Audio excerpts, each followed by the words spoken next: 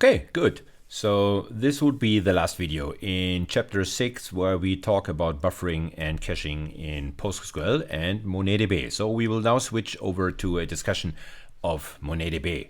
The discussion of the PostgreSQL buffer cache has been determined by an optimization of the access to secondary memory. Bring in pages that are valuable from the secondary memory into main memory and keep them there if they appear to be of value now and maybe in the near future. Of course, disk-based operations is only secondary in the case of MonetDB, a main memory-based database system, but caching and locality of references and the exploitation of such locality is extremely important for MonetDB as well. We find effects of caching and buffering on other levels of the memory hierarchy as well, not only between the secondary memory and RAM, but also between RAM and the CPU caches, for example. So this is as relevant to MonetDB as to PostgreSQL. Let's see what we can find. Okay, so it's time to switch over again from the disk-based world to the more main memory-based world of MonetDB. But again, we will consider a workload of queries, the set of queries that will hit us in quick succession. And what we hope to find there is locality of references that we can exploit.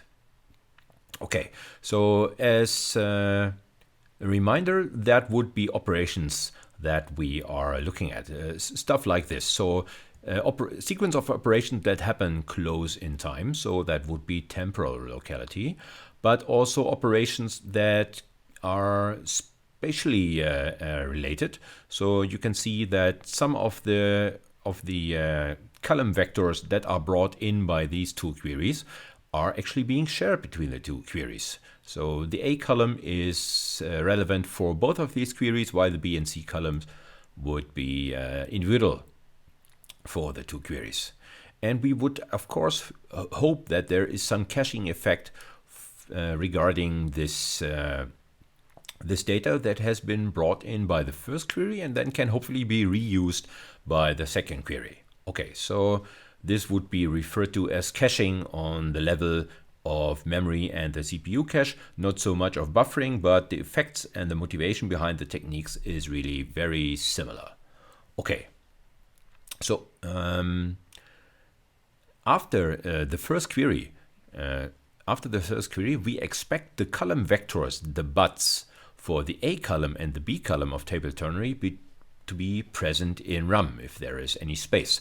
Maybe even in CPU cache, because we have scanned these columns and have them brought into the CPU cache because we operated on these particular columns. Okay, so after this first query of the workload, we expect these buts already to be in RAM, and extra maintained DBMS maintained buffer cache would actually not add much value. The bits of the column A is already inside RAM, and an extra component inside MonetDB, an extra buffer cache, would add little value here, or maybe even only add overhead.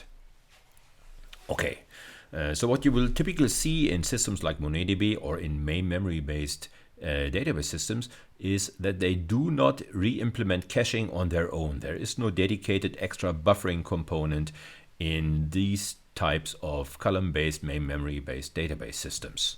As you recall, we are relying on operating system services like mmap to bring the files that hold the persistent but data into RAM. Okay, and since we are relying on this operating system provided system call, we would rely on the operating system's implementation of the file system buffer, of the file system cache, to bring in pages from secondary memory not more than actually needed. So there will be a file system cache already implemented inside the operating system, and that cache would probably be filled with pages requested by mmap.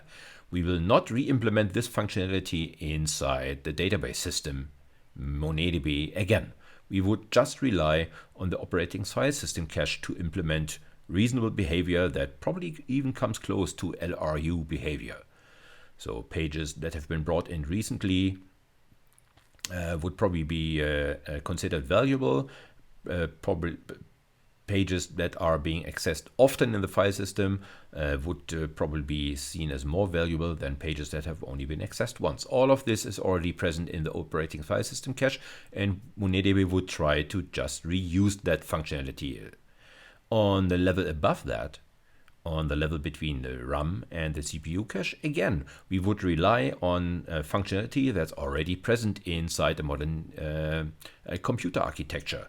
We would rely on the CPU built-in data caching policies that bring in data into the L3 or maybe even L2, L1 cache, so even closer to the CPU, and rely on the CPU's judgment on which of the bits of the cache are considered replaceable or less valuable than other bits. So again, we would rely on the behavior of the CPU of something that's already provided by the system to implement reasonable caching behavior for us. Okay. Still, not everything is rosy. So you could say that, oh, once stuff is in RAM, I have complete freedom. I have complete freedom to access arbitrary addresses. I can just pick a byte here, pick a byte there, pick a byte there. The stuff is available in RAM. There's no latency or no disk seeking involved and so on that I would have to endure. Everything is nice. But this is far from the truth in modern CPU and memory architectures. Somebody has coined the term memory is the new disk, because on the level of memory between RAM and the CPU cache, you can now observe behavior that is really very similar to what we have observed between the secondary memory, the disk, and the RAM.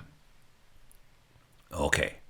So just recall that there is significant differences in access latency for the different parts of the memory hierarchy of such a system. If we can find a value inside the CPU register, accessing that would be immediate in a sense, and the actual latency would be fractions of a nanosecond. Or in human scale, as we have expressed this earlier in the course, we would normalize this to 1 second, so something that we can even comprehend.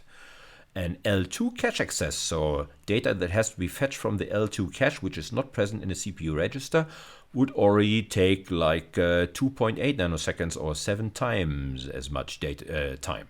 So that would refer to 7 seconds on our human scale. If stuff has to be fetched from RAM, then that would take about 100 nanoseconds, so maybe another 40 times more time than the access latency of the L2 cache, and that would already be 4 minutes, so a really noticeable waiting time in the human scale, and of course in the same ratio, the same significant waiting time or latency for the CPU. Okay, so it really makes sense to really make sure that most of the time that our data accesses really hit the L2 cache. It's small, but if we maintain it cleverly, it will contain the relevant addresses that we need to access. All right. When we place stuff in the L2 cache, when we actually move stuff from RAM into L2 cache and invest all the effort to move data one level up in the memory hierarchy, then we better make good use of all the bytes that we have moved from RAM into the L2 cache. Moving stuff from RAM into the L2 cache only to then later not use it really is really a waste of effort. Really make good use of all the stuff that you move from RAM into cache. And the data vectors, the column-oriented data organization of MonetDB, the buts, help here, as we have observed. If we access the values of one particular column, we would bring in this one but only, and all of the bytes that we have brought in from RAM into L2 cache would really be valuable, because we are scanning just this one particular vector and don't have to skip about the values of unused columns. So that helps already. This is cool. Okay. It also is very important that once we have brought this data into RAM, that we are not picking at particular random addresses inside RAM, but that we can help the CPU in exercising a very predictable, very regular memory access pattern, a sequential scan access pattern, if you will. We have earlier in the course seen that sequential scan access patterns are really being honored and are really very efficient on secondary memory like disks, SSDs and HDDs. And the same is true actually for RAM. A modern CPU will anticipate and predict and detect that you are accessing memory in RAM in a very predictable, in a very regular fashion in terms of a sequential scan, for example, and will predict that you will need upcoming higher memory addresses in the near future and will already prefetch that particular memory, bring it from RAM into the L2 cache. So that once we are ready to actually access these particular memory addresses, the regarding memory is already brought from RAM into the L2 cache, and we don't have to suffer from the high RAM latency waiting times here. So we are being rewarded by the CPU by having very sequential, very predictable access patterns that the CPU can detect and issue prefetching operations that already move stuff from RAM into the cache before we are actually reaching the regarded memory addresses. So what would be such predictable memory access patterns? So because we are talking and thinking in terms of bits here, so I've reproduced an excerpt of a BUT here, and predicted access pattern would be one of the patterns that are being exhibited by the typical mul operation, the operation that scan the contents of such a BUT from top to bottom and would process all the buns, all the rows inside these BUTs. This would be the typical sequential forward scan that could predict that because we have addressed the row at offset 0 and at offset 1 and at offset 2, we will probably need 3, 4, 5 and so on in the near future, and will already bring these, prefetch these from RAM into the L2 cache for faster access. Modern CPUs will also detect if we have some skipping in such forward scans. So we are accessing some bytes and then accessing some bytes later on while skipping over some in the middle here. This would still not trip a modern CPU. It would still detect that some sequential or variant of sequential access pattern happens here.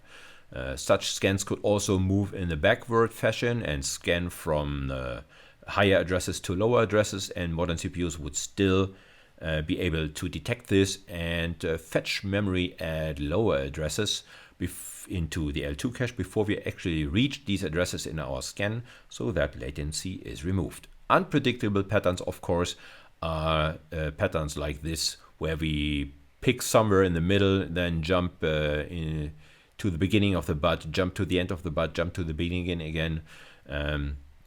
This would be very hard to predict by a CPU, and prefetching would be impossible when it comes to the CPU itself.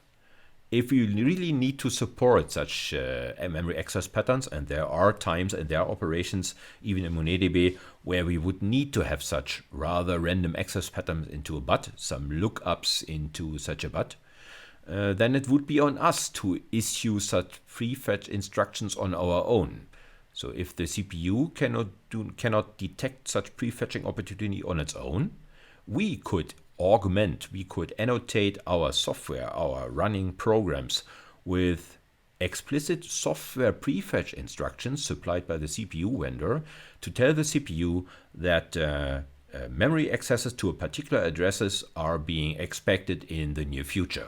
Because we are implementing our algorithms, because we are in control of the memory access patterns, we may have prior knowledge about the addresses that are going to be accessed in the near future, and this knowledge could be communicated to the CPU using these explicit software prefetch instructions, which the CPU would then use to prefetch stuff from RAM already places into the L2 cache to reduce latency. So to see that this is a really significant effect that is to be observed there, let's switch over to the editor here. And as you can see, this is a C program again. Okay, so let's see what this program does. It actually scans memory in 3 different ways. So here is the allocation of the memory. It's a vector of memory that I'm going to allocate, and it's a vector of integers of size, and I've just scrolled by the definition of this size macro. It's 16 megabytes of data that I'm going to scan here. 16 megabytes is actually way larger than the size of the L2 cache of the machine that I'm currently running here. I think the L2 cache of this particular CPU can hold 256 kilobytes. So 16 megabytes is indeed way more. This data has to live in RAM mostly, and we can only expect a fraction of it, hopefully the relevant fraction of it, to be present in the L2 cache. All right, so we allocate that vector and make sure that the allocation has went fine, and then pre-fill the vector with some values, but this is not really of major importance here. All right, and then we scan that vector, or we visit the elements of that vector in 3 different ways. We perform a perfectly predictable linear scan over the values of the vector. So this would be the linear routine. Okay, so let's check that. The linear function would just receive the vector and then visit all of the elements of the vector in a predictable, regular, sequential scan fashion, as you can see here. So we are addressing the first elements first, then the second, then the third, and so forth. This is super regular and super predictable and will be picked up by the modern CPU inside this machine. We also perform some random work here so that the compiler isn't too smart and will optimize all of this away. But the important thing is that the scan of the memory is perfectly linear. And as the comment already promises, the CPU will be able to automatically detect this and prefetch portions of the vector so that they are present in the L2 cache already when our scan reaches these parts of the vector. Then there is the antithesis to the linear scan, which would be a completely random access to this particular vector. This would be the bounce function. Bounce function accesses the same data, but would randomly bounce around the indices of the vectors and will pick some stuff there, some stuff there, some stuff there. So no prediction at all possible. This is what this routine is going to do. It will perform this rand call. Of course, we'll make sure that this does not exceed the size of the vector, and will be completely unpredictable regarding the from the viewpoint of the CPU. There will be no CPU prefetching built in. And as you can see, we also do not invest effort here to have some manual software build prefetching here. This is the worst case, I would expect. And then there's the third version. We will do a bounce around in the vector. So we have to have a random access pattern because some algorithm dictates it. We cannot work around that, but we could invest some effort in telling the CPU beforehand which will be the addresses that we are going to access in the near future, and then issue explicit prefetch instructions for these addresses. This is the prefetching bounce routine, and this is the routine here. As you can see, we are already preparing an array of lookaheads, and these lookaheads will be addresses, will be offsets into the vector that we will be accessing in the near future. So the lookahead macro value here is 128. So for the next 128 accesses, we will record the offsets of the addresses that we are going to access inside this array of locations. Okay, and then we will just start to initialize this array of locations. So for the first 128 accesses, we excuse me, we will just populate the locations array with some random locations. So imagine that we are running some algorithm that has some knowledge about the addresses that it will perform in the upcoming future, and this knowledge would be saved inside this locations array. When we then start our scanning and our summing of the vector's value, we will of course use the locations array, the pre-recorded locations array, to access the vector. These will be completely random addresses, but the random addresses, these will be random addresses of which we know something. We have recorded them beforehand. Okay, so we will access one of these addresses from the array of random locations. Once we've done that, we will just pick another new random location and save that inside the locations array. So we have just used this particular random location and replace it with some new random location that we will access in 128 steps.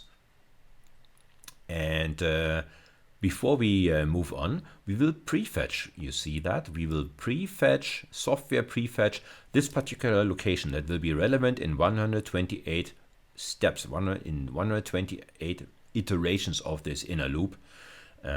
We will software prefetch it and tell the CPU this particular memory location that will be accessed by then. It will not be accessed yet. It will be brought in by the CPU from RAM into L2 cache, ready for us to be accessed later on with minimal latency. And this is just to make sure that we do not leave our array of 128 locations. We are reusing them in a very efficient manner here. All right. So software prefetching is the key here. The algorithm is somewhat more complicated than the just plain bounce, but as you will see in a minute, the effort that we are investing here is really worth it. Telling the CPU beforehand what we are going to do really pays off. All right, all of these bounds and prefetching bounds, and also of course the initial linear variant, they are timed, and we will just print the microseconds that are needed to perform the visits to this vector. Okay, so now let's switch over to the shell and see whether we can see the effect in the running program. So I brought the C file with me here, and I will now just compile it using my C compiler using the -02 flag. So I'm optimizing the code, and then we can run the program and see what times we observe. Okay, so this is quite interesting. You can see that the linear scan of the memory, the perfectly predictable scan of the memory, takes about 7,000 microseconds, and that would be the baseline of time measurements that we have here. Random bouncing scan of the same memory, of the same number of memory accesses, would take more than 100 times more. This is the number of microseconds that you can see here. We are really being penalized for all the non-predictable memory accesses that will probably always miss the L2 cache and always hit RAM, and we really have to suffer from the RAM latency. So non-predictable memory access is really relevant here. And things are looking better, actually 3 times as fast with bounce a bouncing access that is using software prefetch that informs the CPU that some random stuff will happen, but the CPU has a chance to react to these random accesses and perform some manual prefetching of the memory that is being accessed. You can see that this really pays off. It's by a factor of 3, about 3 faster already. So accesses to memory are really behaving like accesses to secondary memory like disks. Sequential access, predictable access is actually being rewarded, and random access is actually being heavily penalized. All right, so in a sense, the saying is true. Memory appears to be the new disk in a way.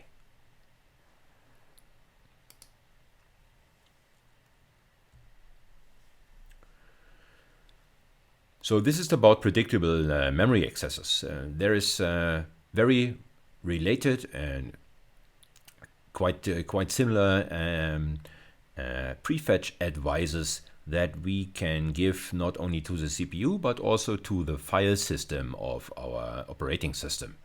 So there is some support in modern operating system to inform the file system of the operating system that future references to blocks in particular files will not be random, but they will be regular. This can lead the operating system, or the file system rather, to bring in blocks of files that will probably be scanned in the near future, to bring them already in from secondary storage into the file system cache, into the RAM. So this is a very similar idea to what we've just seen with software prefetching, but in this case it would just be operating on a lower level of the memory hierarchy, on the file system level.